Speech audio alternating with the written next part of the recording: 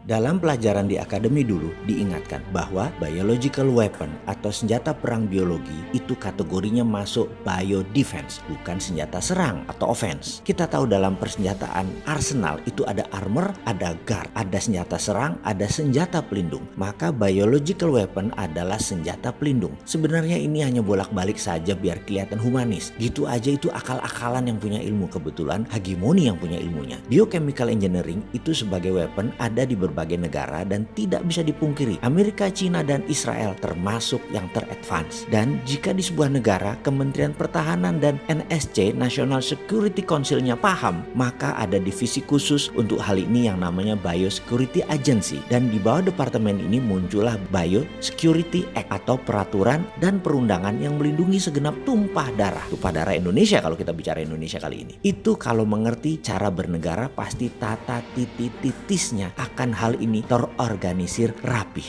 BNPB misalnya adalah operatornya, bukan regulatornya. Kemudian dalam hal senjata biologi ini, maka sistem penunjang berikutnya adalah health systemnya. Apa itu health systemnya? Health system itu mencakup 1. Teknologi kedokteran, 2. Tenaga ahli medis, 3. Public health policy plus penanganan wabah dan bencana, 4. Informasional transparansi, kejujuran, keterbukaan data, dan terakhir nomor 5 adalah international corporation. Dalam hal international corporation ada lagi syaratnya, harus bisa multilateral, jangan bilateral. Bilateral cenderung bisa disalahartikan karena bisa merupakan akomodir kepentingan segelintir atau sekelompok kepentingan. Kalau multilateral gak bisa oligarki bermain. Corona COVID-19 ada yang mengatakan tidak lethal atau tidak mematikan. Sampai-sampai pejabat negara juga mengatakan hal itu. Namun ini menimbulkan pertanyaan banyak orang. Tidak mematikan itu jika public health systemnya bagus. Itu data saat ini dari kejadian di banyak negara. Tetapi seperti di Iran dan Italia itu bergelimpangan korban kasualtisnya. Kalau Indonesia 5 hal health systemnya di atas tadi, bagaimana statusnya? Kembali ke COVID-19,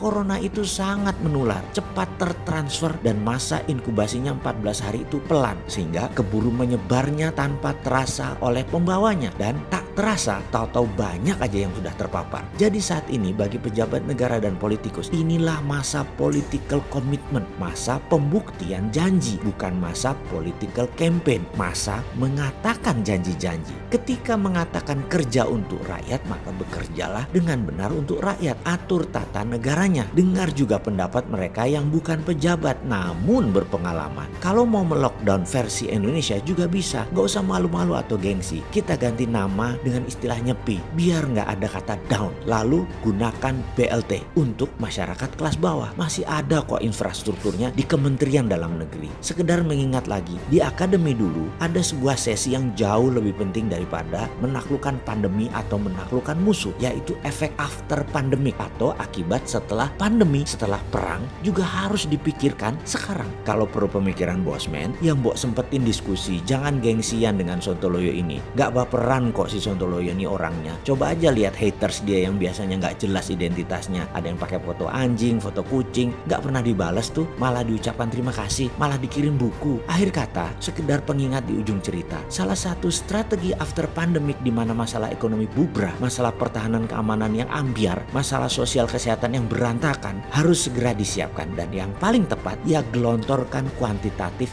easing pakai MMT, printing money. Si Sontoloyo ini tetap aja keras kepala menganggap idenya printing money adalah solusi.